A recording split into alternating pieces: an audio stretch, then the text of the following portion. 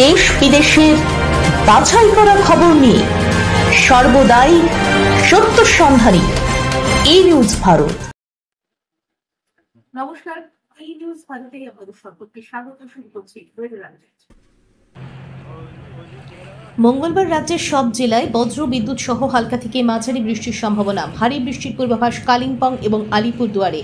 বুধবার দক্ষিণবঙ্গের সব জেলায় হালকা থেকে মাঝারি বৃষ্টিপাতের সম্ভাবনা। ভারী বৃষ্টি হবে 2 চব্বিশ পরগনা, 2 মেদিনীপুর জেলায়।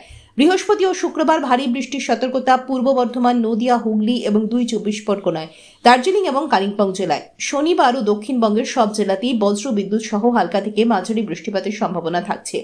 আজ কলকাতার আকাশ প্রধানত মেঘলা থেকে হালকা বৃষ্টির সম্ভাবনা। আজ কলকাতা ও তার পার্শ্ববর্তী অঞ্চলে দিনের সর্বোচ্চ তাপমাত্রা 31 ডিগ্রি সেলসিয়াস, অনুভূত তাপমাত্রা 39 ডিগ্রি সেলসিয়াস, সর্বনিম্ন 26 ডিগ্রি সেলসিয়াস। বাতাসে আপেক্ষিক আর্দ্রতার পরিমাণ 82%। আজকের বৃষ্টিপাতের পরিমাণ 11.9 মিলিমিটার। ব্যুরো রিপোর্ট, ই নিউজ ভারত।